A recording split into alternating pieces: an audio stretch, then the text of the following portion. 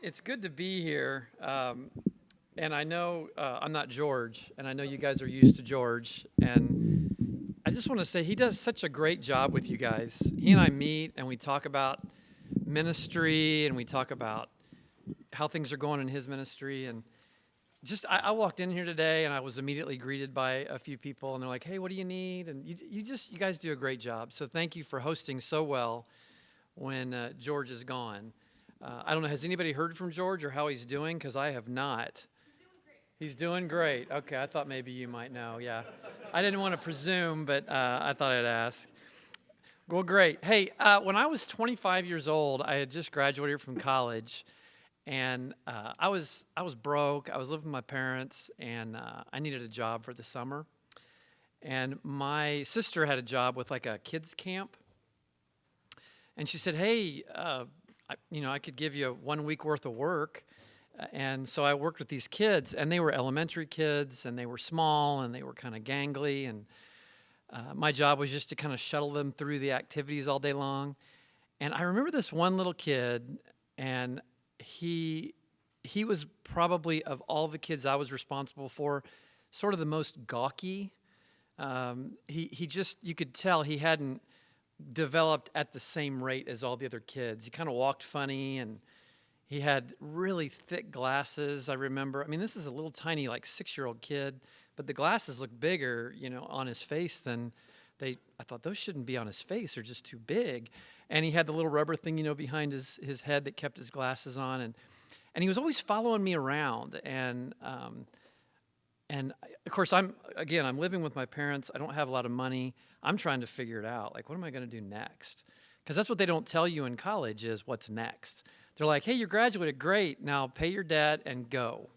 And that's about all they say, right?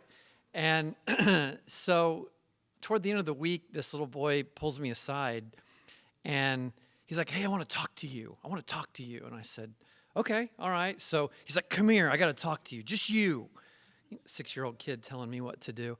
And so we walk over sort of away from the rest of the group, and he kind of pulls me down, to his level, and he says, "How do you be cool?" And he was serious. Now, I don't know if he knew what cool meant, but he was serious he wanted to have an answer to a question. And here's what was going on inside of me. I have no clue how to be cool.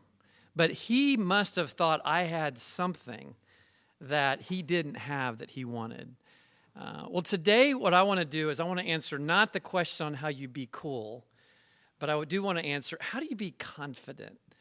If you were a 6-year-old and you came to me and you pulled me down to your level, and how do you be confident? I don't personally have the answer, but I believe the Bible does, and so I want to share that with you. So the passage that we're going to look at is Psalm 27. It's a psalm, which means it's a piece of poetry, and we're going to break it out real simply. But I want to give you what I think can be some great real-world tools, because in life, confidence means different things to different people. And so I want to give you what the Bible teaches about confidence. And Psalm 27 is a Davidic psalm, meaning David wrote it. And it's in response to what happens in 1 Samuel. And so in your notes, you'll see there's some different scripture passages. We don't have time to just dig into all these passages, but for those of you who would like, you can go back and kind of look around and get more understanding of what's going on in the biblical context. But essentially what is going on in this 1 Samuel 16, this is when Samuel is told by God, "Hey, go to Jesse's house and anoint the next king of Israel." Because Saul, the first king of Israel, I'm done with him. He's just gone too far afield from what I'm about. And so Saul was on his way out, and now Israel needed a new king, the second king. And there were 7 sons that Jesse had, and the first 6 were all rejected. And they were all the ones that had that little 6-year-old boy gone to them and said, "How do you be cool?" All 6 of them would have fit the bill of what it meant to be cool. They were strong, they were smart, they were accomplished, they got it all done. But God was like, "Nope, that's not going to work for me." And so there was something about David that was different. And I think a part of it had to do with, I think he had a confidence about him that didn't require certain external trappings like strength or a perceived sense of accomplishment, those type of things. But let me give you what Webster teaches or gives us as a definition of confidence. It gives you a bunch of different ways. One is a feeling, pay attention to that word, feeling, or consciousness of one's powers or of reliance on one's circumstances. Another way is a faith or a belief that one will act in right, proper, or effective way. Another is the quality or state of being certain. And if you look in the dictionary, there's a bunch of ways that confidence is defined. The interesting thing about confidence, when I was asked that question by that little boy, I didn't fully appreciate what confidence meant. And I struggled because I'm like, what is confidence? I didn't really have a good sense of what that was. In fact, for a long time in my kind of early adult years, I mistook confidence with arrogance. I thought to be confident meant that you had to one-up everybody else around you. You had to be smarter and tougher and cooler. And I really wrestled with that. And so I actually shied away from wanting to be confident because I thought it was like a bad thing, right? Because I thought it was arrogance. But arrogance actually is an attitude of superiority manifested in an overbearing manner or in presumptuous claims or assumptions. Well, that's not confidence. That's not confidence at all. So here's what's interesting. Samuel, in 1 Samuel 16, Samuel said to Jesse, "Send and bring David, for we will not sit down till he comes here." So he sent and brought David in. Now David was ruddy, with bright eyes and good looking, and the Lord said, "Arise, anoint him, for this is the one." Then Samuel took the horn of oil and anointed him in the midst of his brothers. And the Spirit of the Lord came upon David from that day forward. So God saw something in David. David was pronounced the future king of Israel. And then he actually had to serve Saul, the guy that he was going to dethrone. He had to serve him for a number of years. And that was not an easy time for him. In fact, it was a very humbling time for him. And God even used that humbling time for him.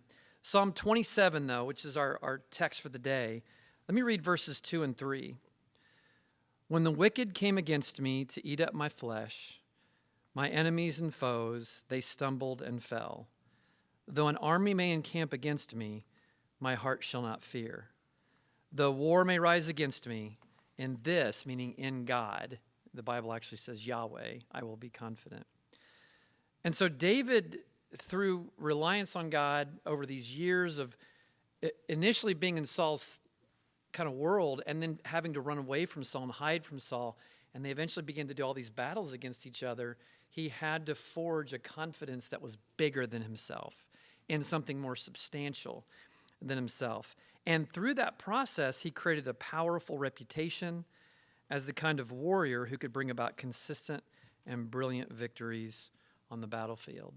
And if you're a Bible person and you've heard some sermons along the way, you've probably heard 1 Samuel 18:7, which says, "Saul has slain his thousands, and David his tens of thousands." David's reputation and his faith in God grew to a place where he surpassed Saul. Now, Saul was relying on his own skill and ability, and he was making all these decisions that were against God. And yet David's victories just overshadowed Saul's victories along the way. So if I had sort of a statement I wanted to give you guys today, this would be the statement: clarity leads to confidence. Clarity leads to confidence. We live in a world of hundreds and thousands and millions of ways to do life. There's this multiplicity of what the world would say, here's the way to do life right. And that can lead to some muddy thinking. And we can think, well, here's somebody who's written a book, they're smart, so they must know. Or here's somebody on YouTube, they seem smart. Oh, they're on a TEDx video, right? Okay, they know what's going on, so there's an authority. or here's a blogger, or here's a whatever. And the challenge with that is we only get to see a snippet of what they're offering. Most people who write books don't live what they write. Let me say that again. Most people who write books don't live what they write. You guys know who Tony Hsieh is? You ever heard of Zappos? Yeah? Did you guys hear about what happened to him here just in the past recent days? He died. And there's still a lot of unclear reasoning behind why he died, but he died in a fire. And his whole premise in life was how to build happiness. But they just recently released a podcast on his life. And as they were talking about Hsieh and how he had this meteoric rise with Zappos and being the president of Zappos, and when he walked away from the sale when Zappos was purchased by Amazon, millions and millions and millions of dollars were in his pocket. And he decided, I'm going to build a city on happiness. And yet, when he died, he was anything but happy. There's a whole thing that was going on with his life where he was chasing all kinds of weird stuff and trying to figure stuff out. He wrote a book that everybody loved for a time, and they began to try to build their businesses and their lives on happiness. But Tony wasn't able to do it, and he paid the ultimate price for it. So this idea of clarity, that's what I want to try and dig into just enough today that maybe you'll walk away with a better sense of your journey, your process. How do you find confidence that will actually last and lead somewhere? Well, Winston Churchill said this, one man with a conviction, talk about clarity, when you're convicted of something, you have clarity. One man with a conviction will overwhelm 100 who only have opinions. So David modeled confidence, and the question is, how did he do it? How did he do it? Well, let me tell you what everybody else is saying. This is how you get confidence, okay? I found this on the web. and all you got to do is type in how to be confident, and you'll get hundreds and hundreds and hundreds and hundreds of websites that everybody's telling you how to be confident. This is just one of them. You want to be more confident? 1, stop comparing yourself to others.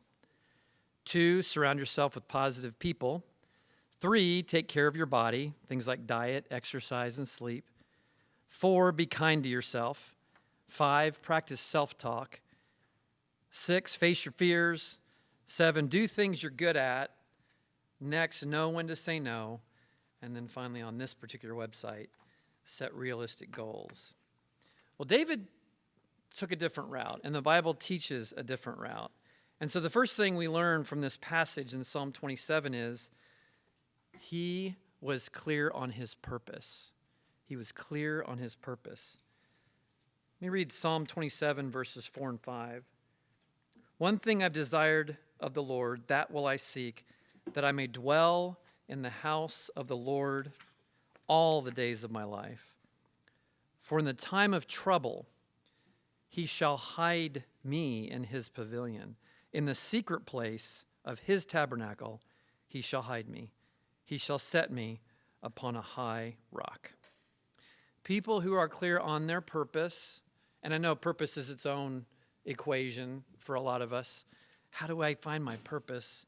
But when we are clear on our purpose, we model determined and resolute focus, whether it's our lives, our career, our family, whatever it might be. You guys remember Steve Jobs? He's kind of a well-known guy, right? It was interesting when it comes to this idea of purpose. Here's what he said. You can't connect the dots looking forward. And he was talking about his own personal life. You can't connect the dots looking forward. You can only connect them looking backwards. So you have to trust that the dots will somehow connect in your future. What he was talking about is we don't know the future. We don't know the next thing that's going to happen. We don't know the next job we're going to have, the next friendship we're going to find. We don't know if good or bad's coming our way. But what he was talking about is he was able to look back and create some kind of context to get clear on his own purpose in life. And so I think that's a fitting way for us to look at our own lives and to look at Scripture. If you read through the Old Testament, There are hundreds of places where the Bible says, remember, remember, remember, remember. Why? Because we forget. We forget. Have you ever had a great experience, whether it was a personal achievement thing, maybe you were into sports or some kind of academic excellence, and you got this big win, and you felt great, and you felt like everything in life was working. And then just a few days later, you were sitting somewhere or thinking, and you're like, I don't know what I'm doing. What's going on in my life? It's so easy to forget the good because so much bad comes along the way. And so this idea of staying clear on our purpose and looking back to establish context can be very helpful as we're trying to stay clear toward this idea of confidence. David's desire was to worship and serve the Lord. That was his desire, which meant that was a part of his purpose. Worship and serve the Lord. It was the central focus of his life, and it gave him great confidence in facing his enemies. In fact, in Acts chapter 13, verse 22, it says that David was a man after God's own heart. After God's own heart. So we're seeing some hints here about how do we establish confidence? Well, one way is we get clear on our purpose, and a way to connect with our purpose is to connect with, how's God made me? What's my history? Up to this point in my life, how has God utilized me?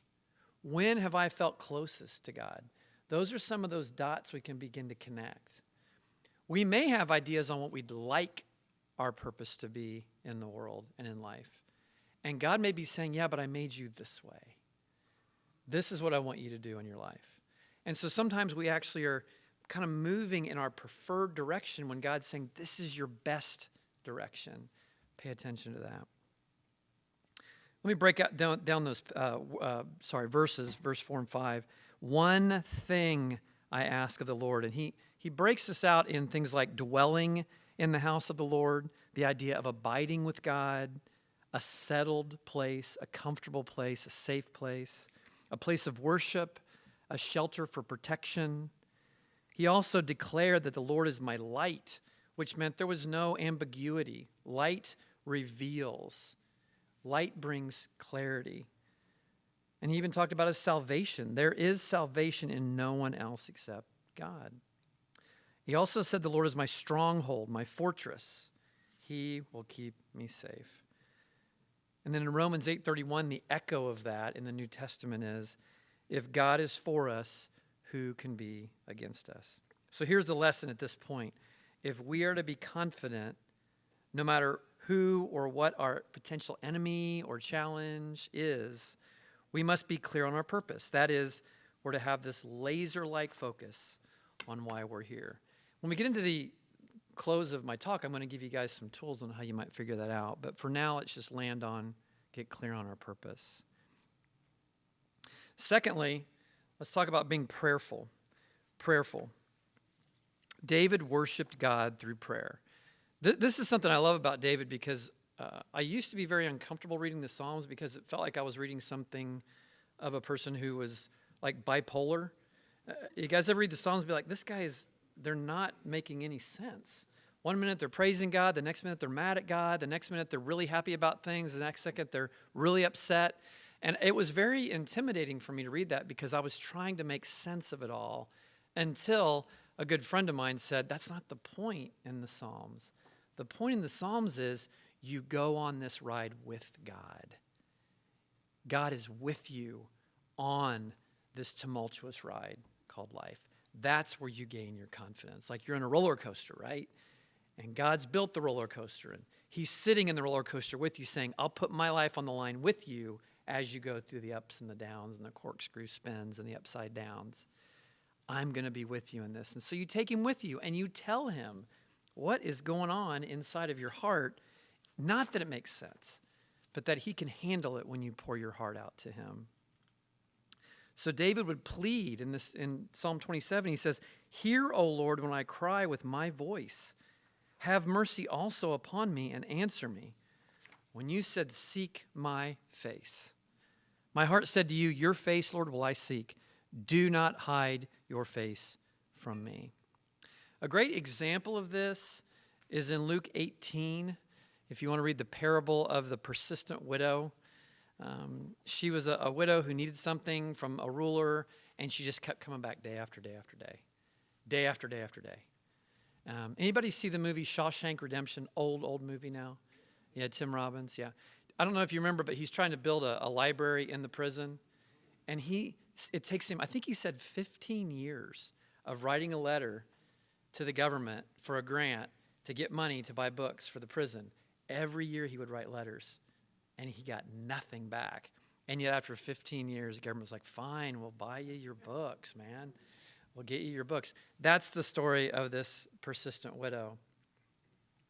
I found some fun little statements or quotes by people about persistence. Here's one I love, because Albert Einstein's known as being like the smartest guy in the world. He kind of revealed E equals MC squared to us and quantum physics and all that. He said, "It's not that I'm so smart." I'm like, really? Then I must be a total idiot, comparatively. It's just that I stay with problems longer. He persevered. He stuck with the challenge until he figured it out. Zig Ziglar, he used to be a big, well-known motivational speaker. When obstacles arise, you change your direction to reach your goal. You do not change your decision to get there. And then Thomas Edison, the light bulb guy, our greatest weakness lies in giving up. The most certain way to succeed is always to try just one more time. One more time. So David persevered. He was prayerful in that. He brought things to God. He shared things with God. Because of his because of this persistent widow's persistence, the judge relented. Because of David's persistence, he was able to move forward in his call to be the king.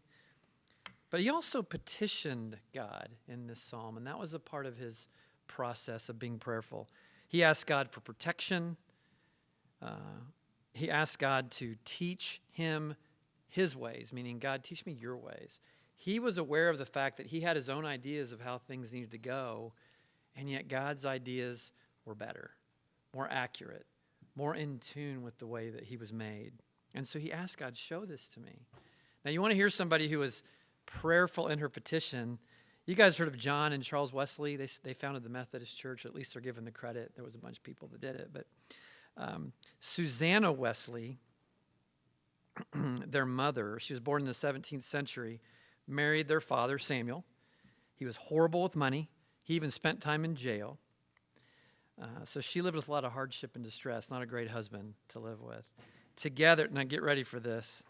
Together they had 19 children. 19, one mom, one dad, 19 children. Now back in the 17th century, you had a lot of kids because they didn't always last. They didn't always make it. And so only 10 of them made it beyond infancy. But among them were John and Charles Wesley. Through all these hardships and being the primary parent, I don't see how she did this. I almost want to say no, but I found it in the book, so it's got to be true, right? No, I don't know. Susanna devoted 2 hours a day to prayer. 2 hours a day to prayer. I mean, I'm lucky to get 20 minutes. It can be hard, and I just have one child, right? I don't have 19 or 10. I'm a busy guy. I got a career. I got a family. But there's something about this commitment to prayer that God honors. And from that, this fruit of John and Charles Wesley came along. And because of her modeling prayer and praying over her kids, some pretty amazing things came out of her life. What about in the Bible itself? Ruth, you guys have heard of Ruth in the Old Testament? She stayed with her mother-in-law, Naomi, even though she outlived 2 husbands and was not bound to stay in her family of marriage. In Ruth 1, Ruth said to Naomi, "Entreat me not to leave you or to turn back from following after you, for wherever you go, I will go, and wherever you lodge, I will lodge. Your people shall be my people, and your God will be my God." And as you read through this book of Ruth, you'll find out that she was a woman of prayer, and pretty amazing things came into her life. She's so honored in Scripture that an entire book was given her name. And that's back in the day when women weren't honored the way they are now. They weren't given the respect due. People didn't write books with a woman's name on it. Her story is important because it's as if God's saying to history, pray to me like Ruth prayed to me. Well, some of you have been on either the receiving or the giving ends of prayer. You guys probably have your own stories. Maybe when we get to the discussion time, you guys can talk about that. But maybe you know that some people have prayed for you along the way, and you've seen how God has used those prayers to bring your life forward. Or maybe you've prayed for some people and you've seen how God's used your very own prayers. But confidence means being prayerful, worshiping God through praise, petition, even being upset with God and letting him know that's where I'm at, God. That's a relational prayer. The key about this prayer thing was that David never put the confidence in himself. It was always in God. And so the world typically says put confidence in you. The Bible says, hey, put confidence in God. So there's a contrast there. Lastly, be patient. Be patient. I love this because, man, we want patience, don't we? Patience is the art of concealing your impatience. That was a fun little one. Margaret Thatcher from the United Kingdom. I'm extraordinarily patient, provided I get my own way in the end. You know how that feels? Have you guys heard of Simon Sinek? He's written some books here in the past decade. Simon Sinek. One's called Start With Why. You may have heard of that. I don't know. He's kind of known out there. There's no difference. There is a difference between listening and waiting for your turn to speak. And his point is, you got to spend enough time hearing what somebody says to understand them. If you're just preparing your rebuttal, that's not really listening. It's a sign of impatience. Here's what's interesting about patience also. Patience is a virtue, but it can also be a medicine. I found this on goodwall.io. People who know how to practice patience enjoy fewer negative emotions. I thought that was kind of cool. They feel less depressed, more satisfied with their lives. Further, patient people may also benefit from a range of health advantages such as better sleep, fewer headaches, better skin, fewer ulcers, and here's one that's a little bit like, why'd they put that in there? Less diarrhea. I don't know if you guys can talk about that at the tables if you'd like, and fewer bouts of pneumonia. But the idea is there's something about taking life one day at a time calms the nervous system down, calms our emotions down. Apparently it calms our stomach down too. Very helpful. That's very good. But here's what's interesting. We actually live in a culture that values impatience.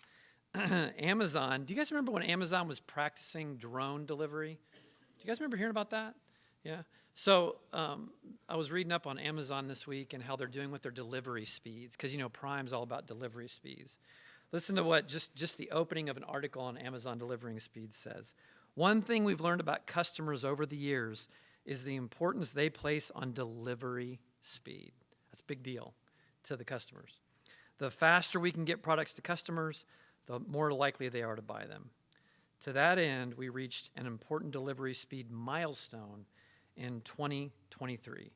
Amazon delivered to Prime members at the fastest speeds ever globally. Listen to this.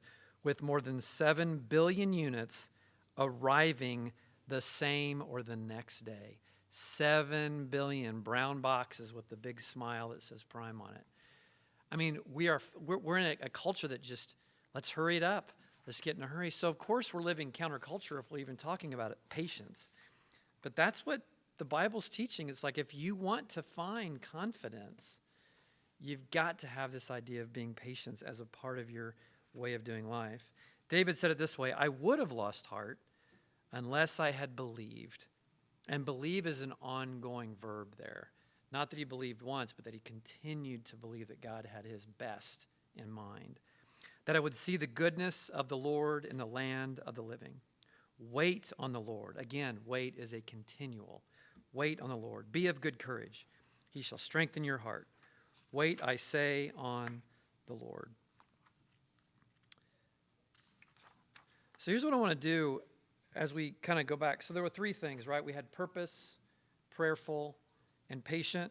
If you look at your notes, that note sheet that you were given, at the application point, I've given you guys some tools that you can begin to kind of explore this a little bit more. The first one is, it says rock.thecompass.net. It's a spiritual gifts inventory. You know, we talked about clarity, getting clear on your purpose. So much can be learned and figured out if you just know what God built you to do.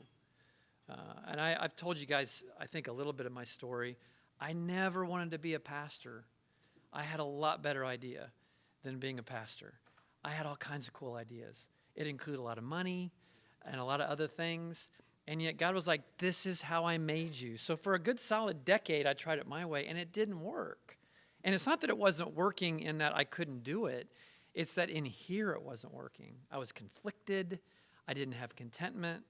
I couldn't find a way to move forward in a way that felt good until God began to get a hold of my heart in the right way, and I began to respond in that right way. So this idea of spiritual gifts can help us and help us learn, am I going kind of my way to get it kind of my way, or am I kind of noticing those dots that Steve Jobs talked about? The second is a great book that I came across. It's called Soul Revolution. Anybody heard of John Burke, Soul Revolution? This is a fantastic book when it comes to things like prayer.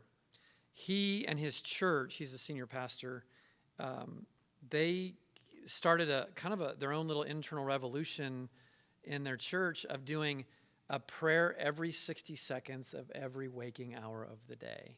And this book is the story of what came about because of this whole church doing this together. He preached it, he taught it, they adopted it. This book is basically just a report on what happened to these people in their lives when they chose every 60 seconds to stop and notice and pay attention to God. It's called Soul Revolution, or you can go to the website, and it's got videos, all kinds of great stuff. So that would be a great thing to begin to say, does prayer really work?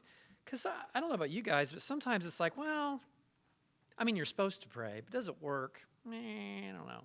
Because we get doubtful. We wonder. There's no sort of scientific way of measuring prayer except anecdotally. Like, well, I prayed and somebody got better, but would they have gotten better anyway? I don't know.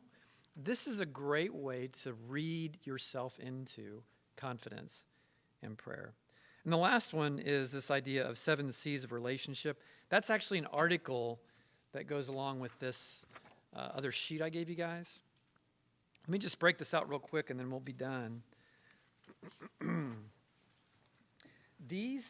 It says 7 key relationships. And so there's basically, this was done by Dr. John Townsend, if you've heard of him.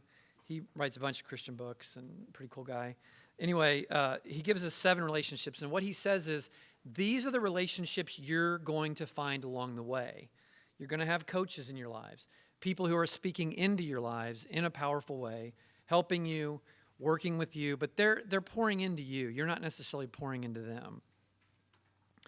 Then there's comrades. And this is people that are sort of like next to you this way. You're working with them, they're working with you, you're helping each other. This is a comrade setting right here. Then there's colleagues, people at work. You're there to work on a certain goal or a certain task together. And then we get into casuals. Casuals are people you go to the game with, you play video games with, you meet up for dinner sometimes, but you're not going deep necessarily, and you're not pouring into each other, but they're casuals. They're fun to hang out with. Then you get into care receivers, those in need of my care who respond with growth, meaning people we can pour into, people who will respond to what we have to bring. Then we get into chronics, those in need who seem to always be in need. And then lastly, contaminators, disruptive people with bad motives who bring strife. And so the reason I want to give you this tool, and if you'll go to the website that I gave you with John's article, he'll break it out in more detail. But his point is, your job is not to look for the ones at the bottom of this list. They will find you. Have you noticed toxic people have a way of just showing up in your life? Have you noticed that? Or if you haven't, you might be showing up in somebody else's life, right? So, but the idea is this. John talks about, especially in the Christian community, many times Christians surround themselves with people who only need help, but can't help. And what he's saying is be looking for the top 2 or 3. Always be scanning the horizon for people that are safe enough that they can pour into you, and maybe you can also pour into them, but that you can create some kind of bond toward growth. And then you'll have enough resourcing inside to give out without burning out. So I hope today you've got a few clues along the way of how you might kind of move forward with confidence. But the big piece, and these 7 key relationships, I think, is probably the best thing to leave with, because here's the thing. If you're not resourced, and by resourcing, I mean if you don't have the high caliber people you need around you to continue to promote your growth, your maturity toward adulthood, if you don't have those people around you, you're operating in a character deficit. You can't manufacture what you need to grow well. You've got to have other people in your life to help you do that. If you've got that, confidence will naturally come along because you'll have that clarity that we talked about. So let's pray. God, thanks again for the opportunity today.